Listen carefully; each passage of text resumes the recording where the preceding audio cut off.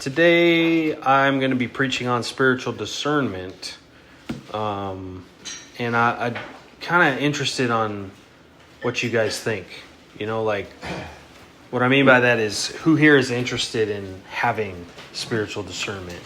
Who here, as you walk with God, you want to be able to know and understand when it's God speaking, when it's God asking you to move, right?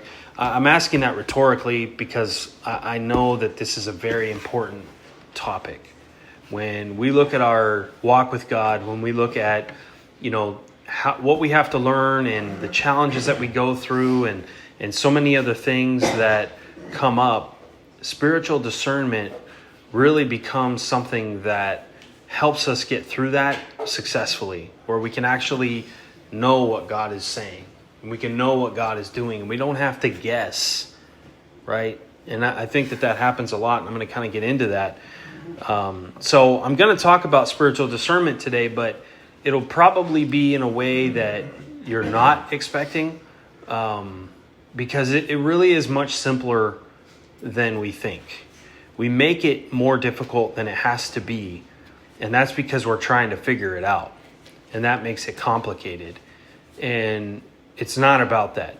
God is not sitting there wanting you to figure out the equation or the algorithm or the combination or whatever you want to put in front of that in order to figure out what he's doing and where he's going and what he's saying. It shouldn't be complicated, but it becomes very complicated. As we learn to walk with God, it can be very challenging to recognize, okay, is this God telling me to do this? Is this new opportunity from God? Is this door closing from God? Or is it an attack from the enemy, right? This is all spiritual discernment, where we start to figure out who's talking and who are we following. This is all spiritual discernment. So I'm going to talk a little bit about that today. But before I get into the actual discernment part, I think that we all have to realize, to get to a place where you can have spiritual discernment, where you recognize something in front of you and you know the difference of what it is, in other words, if it's from God or not, you have to first learn sound spiritual judgment. Now, when I say sound spiritual judgment, I'm not talking about judging others. I'm not talking about going to somebody else and judging them for what they are doing. When I'm talking about sound spiritual judgment, that means that we are making sound and why. Excuse the dog. He had some surgery and I thought they were going to put him away, but that's okay. Sound judgment means you make wise spiritual decisions. It's no different than sound judgment in life, right? If I were to say, here's a problem and you're 18, how would you deal with that problem? How would you work through making a decision for that problem and compare that to where you're at now in your life? And what's the difference? You've probably learned along the way through experiences, through mistakes, through failures, through successes, sound judgment. And these are things that we learn over time, where we learn how to make good, solid decisions. And we learn what to base our decisions on and what not to base our decisions on. And so again, sometimes we overcomplicate or over-spiritualize our walk with God. And really, in all honesty, to be able to know the difference of who God is and when he's speaking and where he's sending you, you just have to be able to practice that sound spiritual judgment. And spiritual judgment is not something that's difficult. You're able to make wise spiritual decisions when you start doing certain things, right? Through your prayer to God and your meditation on his word. That is going to help build sound spiritual judgment, because you're spending time with Jesus, with the Father. You're learning about them in the word. Your actual experiences with God are going to contribute to you being able to have sound spiritual judgment. As you encounter things with God and he tells you to go right, but you went left or whatever, right? You start to have these experiences with God. You learn sound spiritual judgment. You learn how to make better decisions because of where you've gone through with God when you actually put yourself out there to walk with God. And then, of course, our ability to distinguish between good and evil in the spirit. That's a difficult one. A lot of people get that wrong. Some people are oblivious to that. There's so many Christians that don't even think that that's a real thing. They don't think that there's spiritual influences. Oh, that was for Jesus' day. That's not for our day. But when you really stop and pay attention, it's pretty obvious that there's an enemy of God that is trying to do everything he can to mess things up in God's kingdom. And the victory's already won, so we don't have to worry about it. But what I'm trying to point out is that to get to that place where you have that sound judgment, you're spending time with God in prayer, you're meditating on his word, you're gaining experience through walking with God, and you're starting to learn the difference between spiritual good and spiritual evil. These are the things that will bring you to having sound spiritual judgment. And it all has to be based on our relationship with the Father. You can learn how to successfully have this sound spiritual judgment and be able to repeat it over and over and over again as you build a relationship with the Father. And this would show where more often than not, you make the right decision in a situation, spiritually speaking. This is very difficult for people to figure out, where we try to understand where God is leading us or what God is saying, and it can just get muddied for some reason. It can just get messed up, or we just don't really truly know in our heart of hearts, even if we project or say something different. There's this unsureness there. Like, is this really God speaking to me? Is this really God leading me there? But everything I'm talking about always comes back to that relationship with the Father, where the more you get to know God, the more you start to recognize when he moves, when he speaks, when he is doing something, when he is up to something. You start to sense it in the spirit. And over time, it gets easier and easier. You know, you look at some of the people in the Bible who dedicated their life to God, and some of the things that they went through all throughout their life. This is like a lifelong journey. You can't just get saved and then instantly overnight have all this spiritual discernment and wisdom and be able to operate. You may have a gift that gives you the ability to operate in certain ways, but in all fairness, most people have to take time to learn to walk with God. And so I'm trying to point that out this morning, is that we overcomplicate it. We walk into this relationship with God thinking, because we see that person doing it or we hear this person talking about it, that all of a sudden we're just going to be able to get it for our life. And yet we're not putting in the time. We're not praying. We're not worshiping. You can't have it both ways. You either spend time with God and you grow and are built up through that to a place where you get spiritual discernment because of that, or you don't. You can't just expect to obtain things without putting in the work. Now, I'll say that all with the caveat that God can bless people with all kinds of stuff. And you can get spiritual wisdom overnight. You can get blessings. You can get all kinds of stuff. God is no respecter of persons. If you see it in someone else or you read about it in someone else, he can give it to you. But you have to be willing to take that approach to God where you ask that honest question, like, God, where am I at and where do you want me to be? Am I following your word, or am I pushing my own agenda? Am I listening to you, or am I talking, or is my mind too busy where I don't even hear you? Right? There's all these things that we have to evaluate. But if you bring it down to a more simple approach where you just press in, you press in more and more and more. You get that fire in your belly for God, and you just go after him, and you build that relationship. All of a sudden, you'll start to see you will get impartations spiritually. You will have God do things in your life that he wouldn't have done before because of what you're doing, because of how you're pressing forward. And so, spiritual discernment is something that I don't think most Christians take seriously. And what I mean by that is exactly what I've been saying up until this point, is that we kind of walk into it thinking that we're just going to get it overnight, or we're just going to be able to know, right? And I say that because time and time again, all throughout my life, I've met people and they say they know that God is telling them to do something or go somewhere or be something or whatever. And I'm not here to argue with whatever somebody thinks they hear God saying to them. But when you start to learn spiritual discernment and have good, sound spiritual judgment, you can start to perceive and discern things, and you can see that person is way off. And I'm not here to judge them, but clearly they're not hearing from God. Like, you just get to a point where, and you can be wrong about that, but I'm just saying that a lot of Christians will just approach things and make decisions and have some sort of discernment, but it's not actual spiritual discernment from God. And that's what I'm trying to emphasize today, is that really to get that true spiritual discernment, it takes effort. And what I mean by effort is putting in the time with God, building that relationship with him, because the only way you can be able to understand what's happening in front of you and whether or not God is speaking or not is if you know his voice.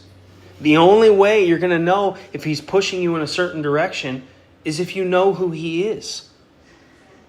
And you got to know, right? Like I've talked about before. Is this a moment where I sit back, I prepare myself for battle, but I do nothing? Or am I supposed to step out in faith and actually put myself out there? Because there is a difference. And it's the discernment in the spirit where all of a sudden you get to know the difference. And you get to understand, oh, this is that moment when God wants me to step out.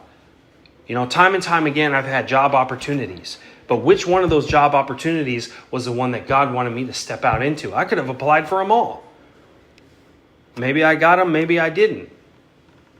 But instead of banging my head against a brick wall or be like a clanging cymbal over and over and over again, maybe I should stop and press into God and just let him show me. And just let him start downloading this spiritual peace. And that is what really differentiates when you have spiritual discernment, is you come to a place of peace.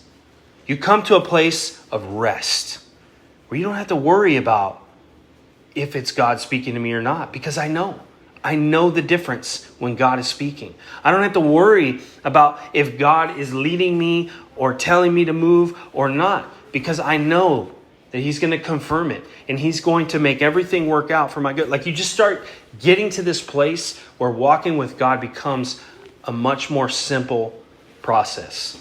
Because instead of, like I said, trying to figure everything out and know all the answers, you just instead start walking with the Father. You're holding his hand in love and just saying, let's go, God. Take me wherever you want to take me today. Speak through me, whatever you want to speak through me today. It becomes so much more simple.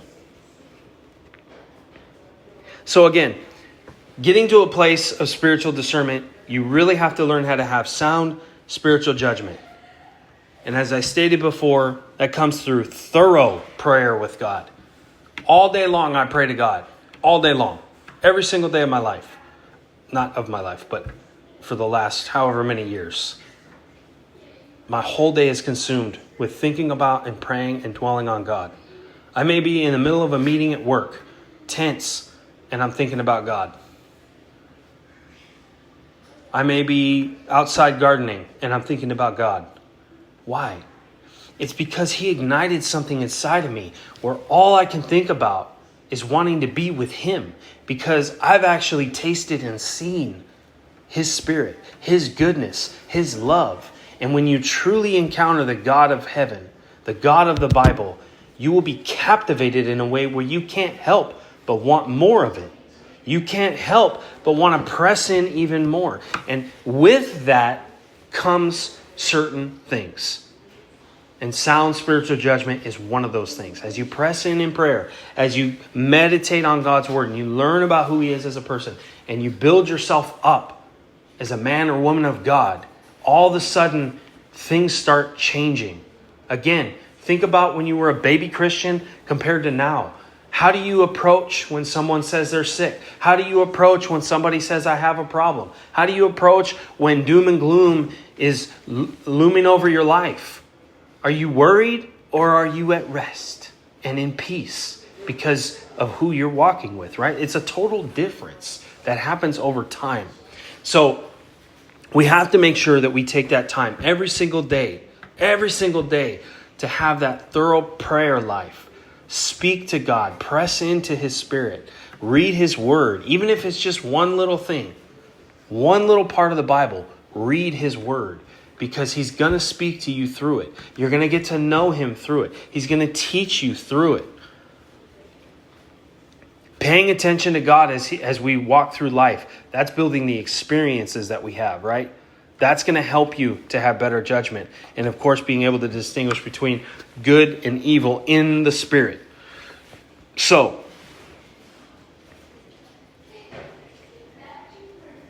how many here have ever been on the road driving? For those of you that drive. And let's say you're on a freeway, right?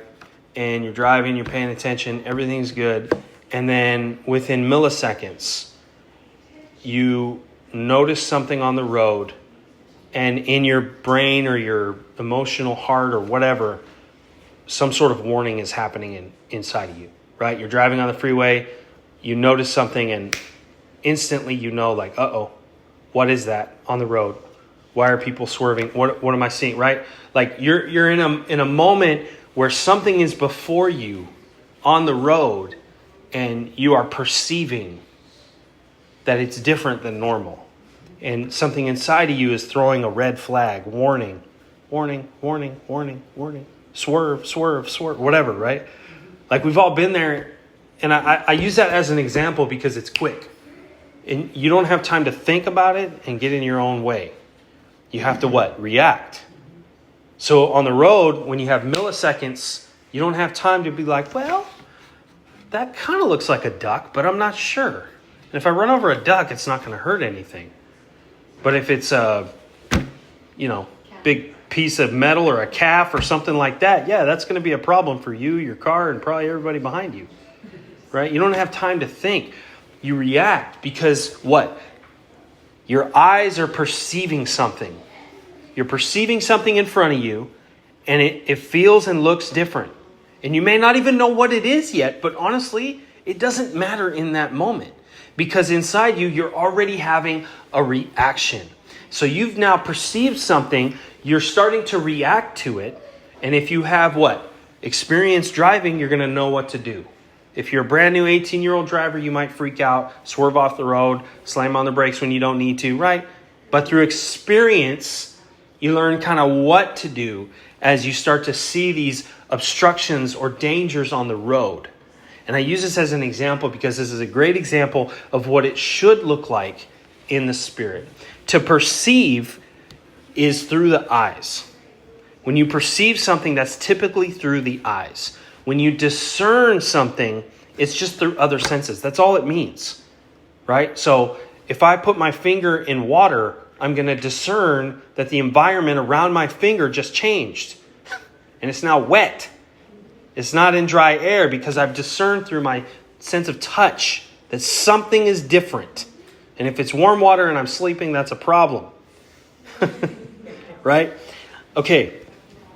So we discern with other things. We perceive with our eyes, but we discern with our other senses. And that's where the spirit man comes into play here.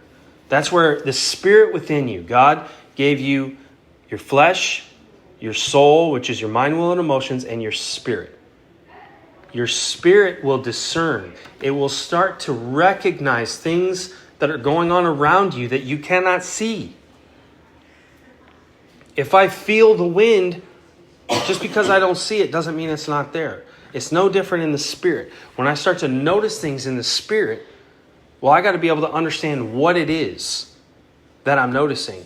Did anybody ever have any kind of like science experiments in school where they make you smell something but you can't see it, or they make you feel something and you can't see it, right? Where you start to like have to use your senses, and sometimes it's kind of like whoa or ill or whatever, right? Like they're doing something to you on purpose to kind of get you going with your senses, and you don't understand it because you can't see. And you might think it's one thing, and then you actually get to see it and you're like, oh my gosh, I was totally off. I was totally off to what that actually was. And the thing I was comfortable with is actually the thing that's gross and disgusting and I don't want to touch or smell or whatever, right? The whole point of things like that is to help us understand that sometimes our senses can throw us off. Sometimes we can't trust our senses. And a lot of that is based on either perception or a lack of perception or untrained senses. When you start to train up your senses, now all of a sudden I can better regulate how I react to those senses. And so this idea of discernment, think of it like what I was describing on the road. That was perception. In the Spirit, you should start building yourself up in your relationship with God where it's no different. Where when the enemy comes, those red flags start kicking off inside of you. And you know this is not of God. I don't accept cancer. That's not of God, right? Like certain things will come out of you as you gain the strength and experience in discernment. And it's through your spirit, man. And it's like perception, but it's different because it's not through your eyes. And the only way we can truly be spiritually discerning is if we are connected to God, period. If you are connected to God, you can be spiritually discerning to when he's speaking to you and when he's telling you to go or when he's telling you to stay or whatever. People have a gift in the Spirit and they can be spiritually discerning, but they can use that for evil purposes, right? You see that with like tarot card reading, psychic people. They have a gift in the Spirit where they can see and hear and sense certain things spiritually that we cannot. But if they're not connected to God, they're not going to know when God is speaking. If they don't know who God is or recognize his voice, they're not going to be able to tell if it's actually him speaking. That's why I keep emphasizing, as a Christian, as a believer, as somebody who follows Jesus, if you don't have that connection with God, you're not going to be able to recognize his voice. And so when you're facing that situation where you're wondering, is this of God? Should I do this? Should I go there? Whatever the case may be, if you don't know the Father's voice, if you don't know who he is, you're going to have trouble knowing the difference. So the more we press in, the more we worship, the more we set ourselves apart for him, the stronger our spirit becomes. As we connect to him in the Spirit, our spirit man is bolstered up. That's why fasting works so well, because it starts to diminish your flesh and your spirit has no other choice but to be strengthened towards God. You start pressing in. You're replacing your food with worship or reading the word or whatever, and your spirit man grows. It's the same thing. It's like it's getting plugged into a wall and it lights up with power. When your spirit man starts to grow in God, that's exactly what's happening. Is it becomes alive and strengthened in a way that it wasn't before through that connection with God.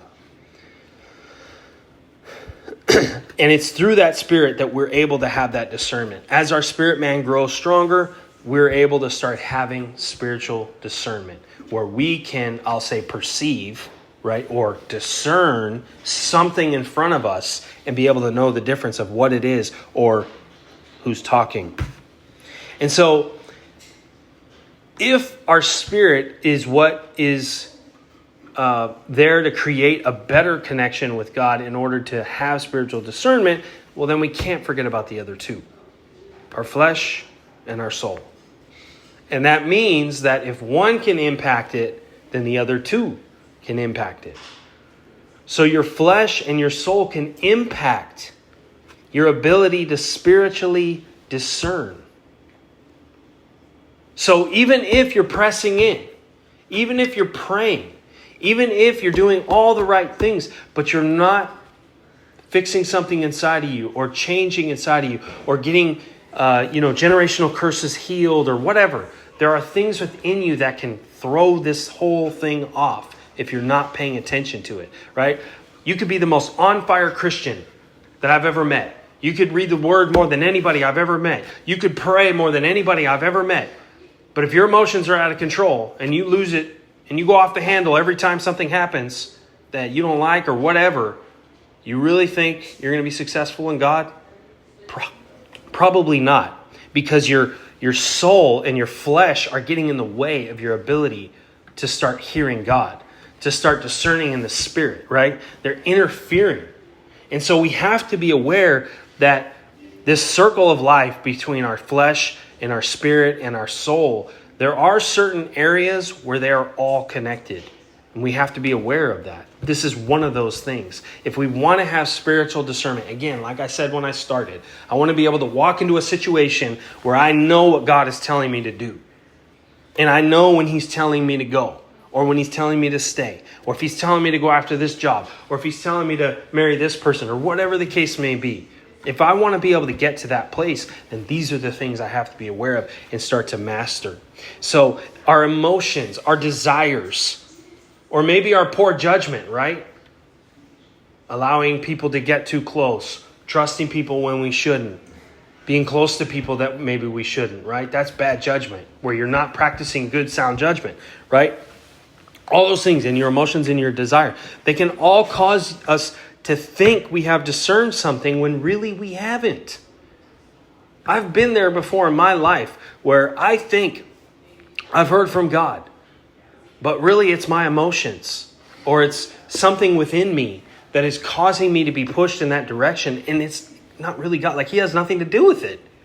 But I'm thinking I'm having spiritual discernment, and the next thing I know, I make a mistake because I'm basing it off of my emotions or my flesh instead of my spirit man, because maybe I don't understand the difference, or maybe I've allowed those other two to get in the way and I don't realize it. And that's what I'm trying to point out, is that we have to be really, really careful with that.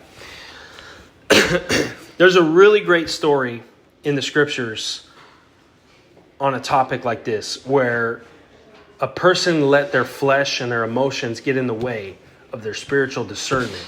And thank God that he is graceful and merciful and patient with us, right? And it's in Psalm 73. And I'm not going to read the scriptures in Psalm 73. I would encourage you to write that down and just read that passage. And it's actually a psalm written by Asaph, not David.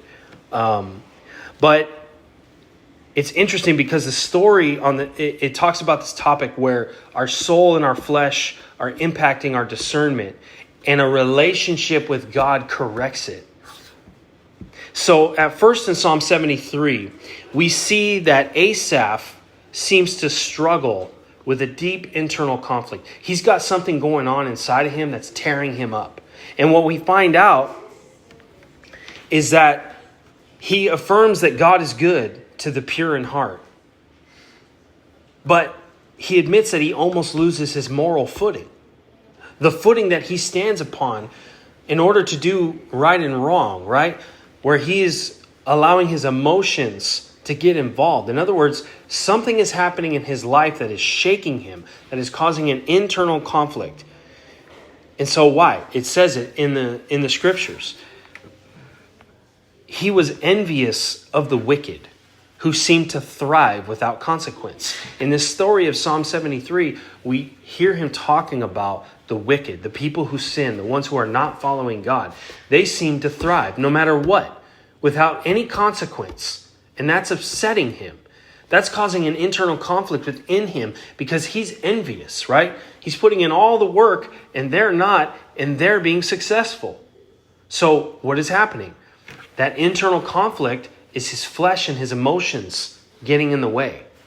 It's now disrupting his internal balance. These people who live in sin lived in ease. They flaunted their pride, and they even mocked God, according to this psalm. Yet they prospered. And this was hard for him to accept.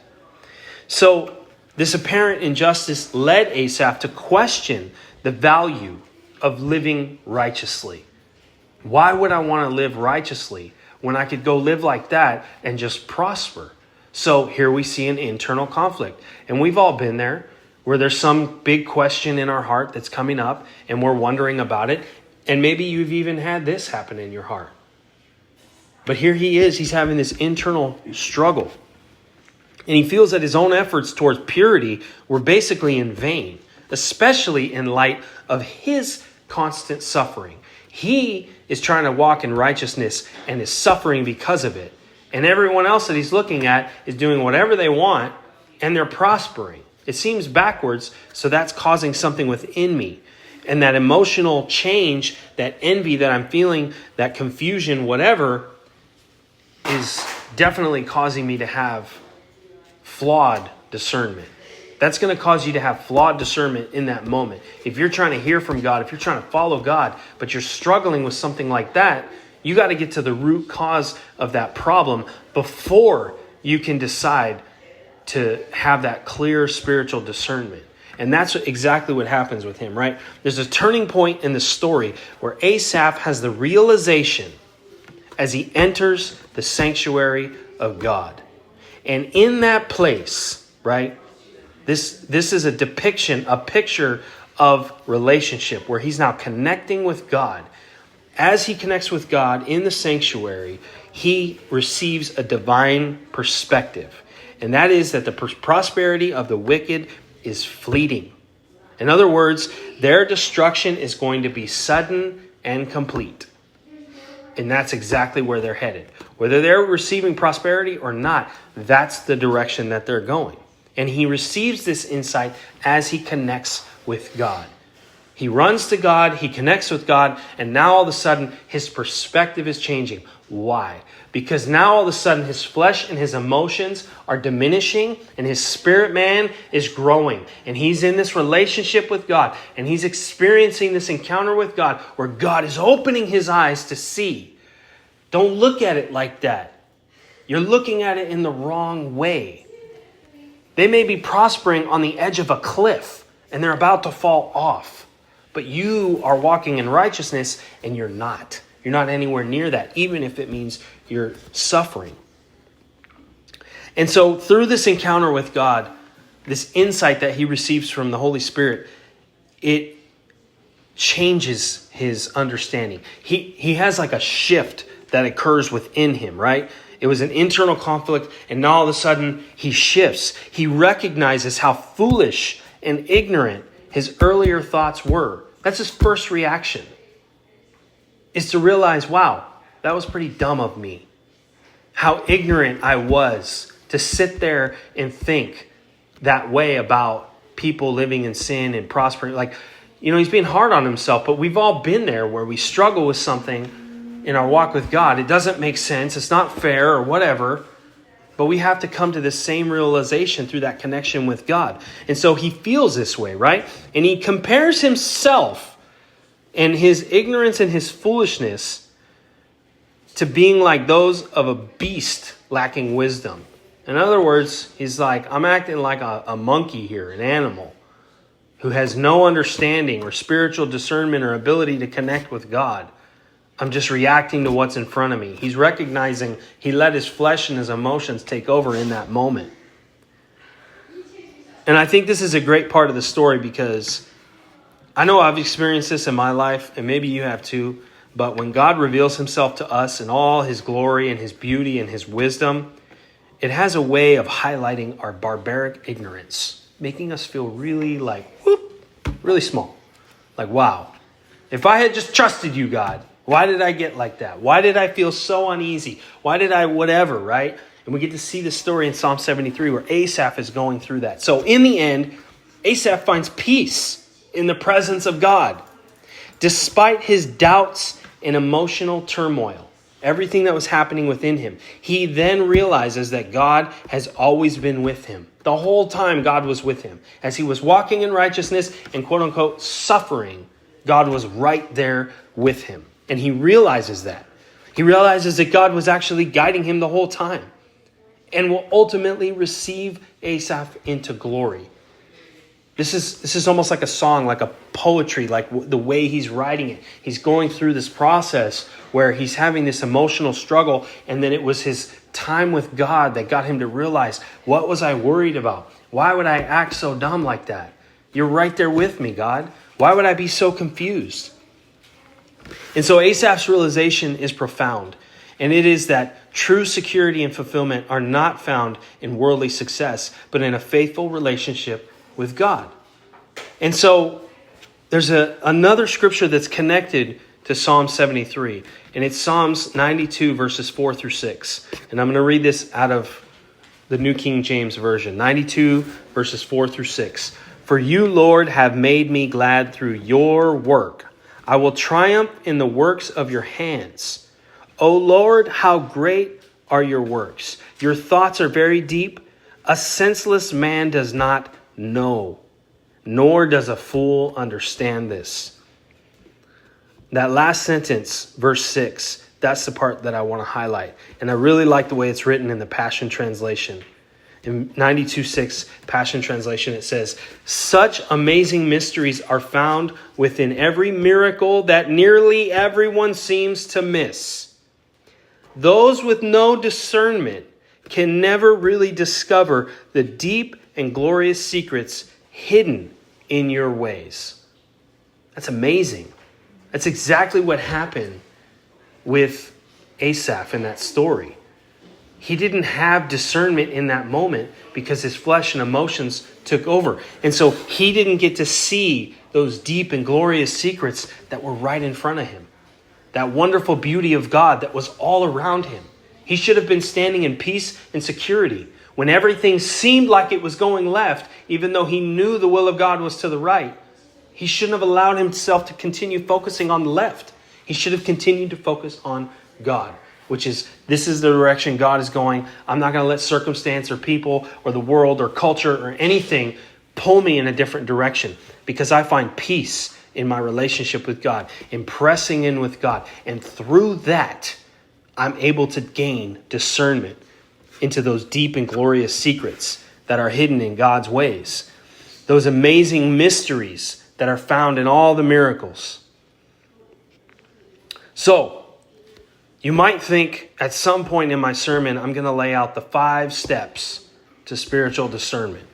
Just follow these 5 steps and all your problems go away. That's not how this works. Unfortunately, there are no 5 steps to gaining spiritual discernment, because this concept of spiritual discernment, again, it all comes back to relationship and one other thing: faith. You have to have a relationship with God. If you don't, you're never going to recognize his voice.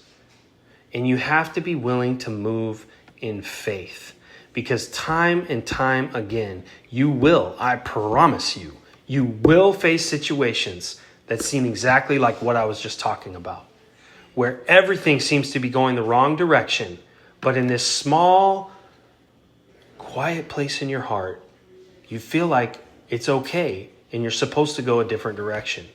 Even though everything might be feeling like it's going one way, you feel like a pull. And it's your choice in that moment to either believe or not, to trust or not. So you can't have spiritual discernment if you're not going to believe and trust in what you just heard, or where you feel called to go, or what you feel called to do. So you have this relationship with God, but if you don't actually believe and trust in God, that is having faith, then it's going to mean nothing. So you have to have this relationship with God where you press in. And I talked about it earlier. All those things start giving you that sound spiritual judgment where you can start making better, educated, spiritual decisions. But every single move you make will have to be based in faith, because you will cross a bridge that makes no earthly sense to you whatsoever. And that's why it's called spiritual discernment. If it was earthly discernment, this would be a totally different conversation. I'd be talking about things that you can learn in school. I'd be talking about worldly wisdom, some of which is good for us to learn so that we can live better, more educated lives, so we can be better citizens to contribute to our communities. But that's not what I'm talking about. I'm talking about the spiritual, which does not make any earthly sense a lot of times. When you follow God, you're going to be required to have faith, because he will call you to do something that seems out of this world or seems way off, right? I want you to walk away from your family. Wait, what? Why would you say that? Why would you say I need to walk away from my family? That makes no earthly sense. They're my family. Why would I do that? Why would I cut off relationships with people that I love? But yet, God might be saying that because he sees there's something that is on top of you spiritually. And you'll never be able to reach the place he sees you at. He sees you reaching unless you get out from under that spiritual thing that your family has around you and you don't even realize it. So he might separate you for a time so that you can now all of a sudden grow. And you can start ascending to this place that he sees you at. That's just a small example. That makes no earthly sense. No earthly sense for us to do that. But yet he might call you to do that. There's so many examples I could give you where he might call you to do something. And within you, you're like, wait, what? Have you guys talked about this up in heaven? Like, this makes no sense to me at all. And that's where the faith comes in. That's what I'm talking about. The faith comes in when God starts speaking, you have to have faith because his thoughts are higher. His ways are higher. And so that means there's going to be things that are happening or things that he sees or places he's going that you're not ready for in your noggin. You're just not ready for it. You've never thought of it. You've never considered it. You didn't know about it, whatever. And that's where faith comes in. You have to be willing to have faith. Nothing we could ever do as believers will ever make us more successful and more spiritually discerning than when we have complete, strong faith. I went through earlier how to have that sound spiritual judgment and how to be able to use that in order to grow into having spiritual discernment. But all of it rides on the foundation of faith in our hearts. It's almost like there's this careful, fragile balance between what we have to learn to understand, right? In recognizing a move of God, recognizing a word from God. That's one side of it, where we learn how to do that. We learn how to recognize God's voice. We learn how to recognize a move of God, all while having the tenacity and faith to be able to carry it out when it's time to go. That's the other side. There's a balance. You have to be able to balance between the two, because if you go too far one way or the other, it's going to throw that balance off. So you learn how to walk with God, and you do it all based in faith. That as soon as he tells you to do something, you're ready to go. As soon as he speaks something into your heart, you accept it and you start praying, or whatever the case may be, right? Think about how many times when you've missed a move of God, right? Or you thought you discerned something when it turned out to be not what you thought it was in the spirit. Something was off in that balance. Something. And that's what you have to learn to understand, right? Maybe your ability to make that spiritual, that sound spiritual judgment wasn't there yet. Maybe your faith was too much or too little. But either way, you have to be able to know both. You have to be able to balance those things. And what it makes me think of is like, sometimes I look at Christians' lives and it just feels like a lot of Christians are guessing. Like they're just trying to throw a guess. Have you guys ever taken a test with multiple choice and you have no idea what the answer is? Well, you're probably going to guess. And there's some people that are better at guessing than others.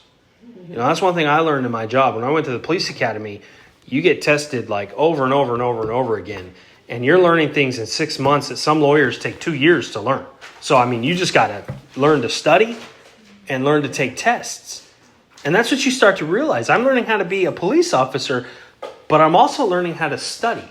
And I'm also learning how to take a test. You start to do things like the process of elimination.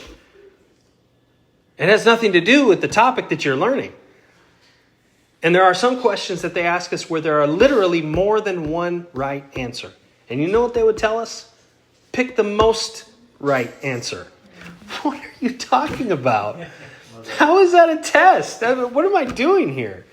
But that's because in law enforcement, it's not black and white. The law is black and white, but then you get into this messy situation with people and you got to figure out how to apply it. It's not going to be simple. It's not going to be easy. And so you have to start to learn how to go through this process in your mind where you're making decisions. You're learning how to okay, here's the question. Here are the 4 answers. Well, I know for sure these 2, we'll throw those out. Now let's start going through these other 2 and seeing which one is most right. Okay? But some people don't get to learn that. Some people will just take a test and they'll have those 4 multiple choice answers and they're just like, I don't know. That one, they just guess. How often are we doing that in our walk with God? Think about what I'm talking about, spiritual discernment. God's speaking something to you, or God's kingdom moving in a certain direction, or him wanting you to go in a certain direction, or him wanting you to stay back, or take a step of faith. You got to know the difference, right? Think of the situations where you've wondered, is this God's will for my life? Where is he calling me to? What does he want me to do? Why do I feel this thing in my life that I'm supposed to be this, but I'm nowhere near that? Whatever the case may be, don't start guessing. Don't start guessing, because that's what I'm trying to point out, is that too many Christians take this too lightly. and they start guessing instead of pressing. Press into God. When you press into God, you'll start to get your answer. It may not be instant, but you have to have the faith that he's going to come through for you. But don't start guessing. So we have to be willing to put in the time with God to learn what it looks and feels like in the Spirit with him in order to gain that wisdom and understanding of what spiritual discernment looks like. Don't just throw answers out there. Don't just say, yeah, this is the will of God for me, if you really don't know that. Because there's going to be peace and authority and confidence that come with that. If it is of God, you will have that peace. You will have that confidence. And if deep down in your heart of hearts you don't, then you should ask yourself, what are you doing? Are you guessing? Or are you actually pressing in and having faith and letting God speak to you or letting God make it happen? If God doesn't give us a spirit of fear, but of power and of love and of a sound mind, then we should reside in a place of confidence and authority. That's where you should live. If I ask you your address, I don't want to hear your address. I want to hear confidence and authority because I have power, love, and a sound mind. So next time I ask for your mailing address, I want you to say power, love, and a sound mind. That's where I live, Sean. That's where I live, right there. I reside in that place. And all my decisions, all my thoughts, all my encounters in life, all my relationships with people are based through that place that I live. We have that confidence and that authority because of that. Again, that all comes from having a well-versed relationship with God, pressing in, spending time with him, all these different things. So I want to kind of skip forward. Okay, I was almost there. So I want to give you guys an actual practical example. A practical example of what I'm talking about. And really, in all honesty, when you go through the Bible, there's a lot. When you think about what I'm talking about today, there are a lot of examples of where people had to show that they took the time to spend with God, right? To get that sound spiritual judgment and at the same time have the faith to move when they know or knew that they heard God speak something. And so let's look to the story of Noah. Noah was given some pretty crazy instructions by God.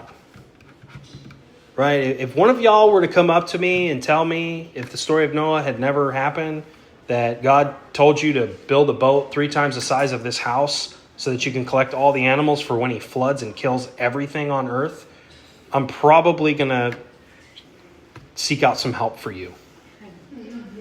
We're gonna talk about your mental health and how you're feeling, and are you on drugs, and some other questions I'm probably going to ask you, right? I'm making a joke of it in light of what we're talking about, but let's be real. What God called Noah to do, what he spoke to Noah is way out there. Way out there. And that's what I'm talking about. How many people in the Bible got something from God in that way that make us scratch our heads if you actually try to put yourself in their shoes? Don't just read it as like some nice little Bible story from Sunday school. No. Put yourself in that shoe, in those shoes. God just told you to build a ship. A huge ship, because he's about to kill everyone on earth. And you're the only one he found that walks in righteousness. Well, that indicates that you got the first part of what I'm talking about down. If he searched all the earth and Noah and his family were the only ones that were honoring God, well, then that means they have that first part down. They're pressing in. Every moment of every day, Noah's probably thinking about God, about where are we going today, God? What are we speaking today, God? Right? All those things that have to be in place in order to have that relationship, so that when Daddy upstairs tells you to build a boat because he's about to flood the earth, you're not like, whoa. What are you talking about? That's some crazy thought of mine, right? That's not God's talking. He wouldn't call me to do that. No way. No, Noah actually had to face this situation. He had to face a situation where he was giving these crazy instructions by God. So how many think he had to have spiritual discernment in order to carry all that out? Right? Just like you would perceive in the road a threat that would cause a warning inside of you to instantly go off and say, uh-oh, right? And you start to want to react to it. The same happens the other way around. In that moment, Noah had to have enough spiritual discernment to what? To reside in that peace, in that power, in that love, to know, okay, God, that's what you're calling me to do. That's out there, but here we go. I better start stretching because that's a lot of work building a boat that big. That probably took him years and years and years. And I'm sure scholars have studied that. I'm sure I learned that at some point when I went to Bible college of how long it took him to build it. It was probably forever. That's a lot of time to have doubt creep in, right? Those emotions might come in. That human reasoning and judgment might start saying, wait a minute, is that really what God said to you? Or maybe somebody else is speaking that into your ear. There's all kinds of things that can come up. But if you have spiritual discernment, if you're connected with the Heavenly Father, you have no doubts. You only have peace. And it's through that experience with God, where over and over and over again, He shows Himself as faithful, that you can start standing in that firm peace that I know what God spoke to me. I don't have to guess in the multiple choice. I know what answer it is because I recognize my Father's voice. And so Noah's spirit recognized the word of God, and Noah poured out his faith all over God's plan, all over it. Like he had a tub of water and just threw the whole thing all over it. That was his faith. He just dumped all his faith onto God's plan for his life. Hebrews 11:7 in the Passion says, faith opened Noah's heart to receive revelation.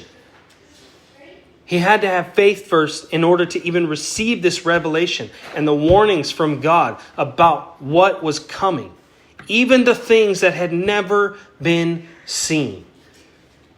Noah's situation was crazy. He had so much that God was speaking to him that was out of this world. No one had ever even thought of something like that. But Noah stepped out in reverent obedience to God and built an ark that would save him and his family. By his faith, the world was condemned, but Noah received God's gift of righteousness that comes by believing. So you can look at almost any other story in the Bible where someone had to practice spiritual discernment, and they mostly will show a person who had a relationship with the Father enough to be able to know the voice and the will of God every single time. They would have shown that they have sound spiritual judgment, which led them to be able to have that spiritual discernment. So my goal this morning, again, I have no 5 steps for you, but my goal this morning is to inspire you. That's what I want to do more than anything, is to inspire you. So many of us are always looking for answers from God over our life. What do you have for me next? What are you speaking over me? What have you called me to do? Who do you have for my life? All these things that we want to know, that we know what God is speaking. There's so many questions, especially when you're younger, but it can happen even when you're older. You can have these things that you're facing, these challenges, these decisions, whatever, and you want to know, what is the will of God for me over my life? And instead of looking like we're guessing, we have to know that the answers we are looking for are always going to be found in Him. Jesus will always be our ultimate example. And we see this entire concept I'm talking about this morning in His life. He clearly took the time to pray, to press in with God, and to keep praying and meditating and pressing in until He got the word He needed or until He saw the Holy Spirit moving. How do I know that? Because He said, I don't speak anything unless the Father tells me to speak it. I don't go anywhere unless the Father tells me to go. That tells me that through that relationship, that pressing in, that praying, he would not move until he received that spiritual discernment, where he recognized his Father's voice who says go, or speak this, or whatever. And it probably was so extreme in a good way with Jesus, where he could probably do that throughout the day because of his relationship with God, because of how connected he was. But even he still had to take the time to pray. He still had to take the time to pray. So we must be willing to take that time to build that relationship with God, to press in. Jesus was so confident in his spiritual discernment. I don't remember reading one story in the Bible where he questioned himself. He was so confident in every word he spoke, in every single thing he did. He had that confidence. Why? Because he was residing in that address that we talked about. That's where he lived. He lived in power and in love and in sound mind. He could confidently go forward and do and say the things of the Father because he knew through spiritual discernment what was happening and what was being said. He abided in God in the same way that we have to abide in him, where we are completely turned into him. That's what our life has to look like. If you want spiritual discernment, if you want to be able to know what God is speaking over your life, where he's taking you, what he wants you to do, or if he's giving you the choice to make and saying, here are your options, you'll be blessed either way. Pick one. Because sometimes God does that too. And we're sitting there waiting. And he's telling us to do something. You got to know what he's saying, right? We're going to find that as we press in and build our relationship with God, as we abide in him, and as we have the faith, the courage to believe and trust in God no matter what. So that should be our inspiration. Jesus showing us the way should be our inspiration to be able to get this thing called spiritual discernment. You can go buy a bunch of books, you can go listen to a bunch of sermons, and you're going to get smarter probably after all of them. And I encourage you to continue learning, and I'm not trying to knock that. All I'm saying is that none of that matters if you don't have a relationship with God first. It all has to be based on your relationship with God. We have to look to those who walked with God with such confidence and peace, and let them be our example. And Jesus was the supreme example of that. So that we can know, even if we don't have the answers in front of us, that residing with the Father is better than trying to guess of what he might have for us. Because he is good, and I know that my answer is coming. He is good, and I hear him activating me or speaking to me to act or whatever, right? He is good, and I can distinguish and understand what is happening in my life spiritually. And that's my message this morning. I encourage you guys to press in, to be willing to have faith, and do this for the long haul, so that as you build your relationship with God and you start to hear things in your spirit, that you can know that it's God, and then have the faith to be able to carry it out, no matter what he's calling you to, no matter where he's speaking to you to go or to do or whatever. And sometimes God has some doozies where he'll tell us to do stuff, or he'll say stuff to us that is just way out there. But it's because he sees the end from the beginning. He knows things that we'll never know. And so we have to trust. We have to trust and believe in him. So, Father, I just thank you so much this morning for this message. I pray that you would strengthen each one of us to press in more, to be willing to be completely turned into you and abide in you, to take up residence in that place of peace, God, and power and love and sound mind, Father, where when we hear your voice, we can be confident to know. Just like perceiving something in the natural, we can discern through that spirit man when it's you talking, and we can discern when it's not you talking in the spirit. We can know when you're calling us to go somewhere or do something, or when you're calling us not to, and not have to guess or walk in confusion or wonder, is this what God has for me? We can know that from this relationship we have with you and through our faith. I thank you, and I give you all the honor and the glory. In the mighty name of Jesus I pray. Amen.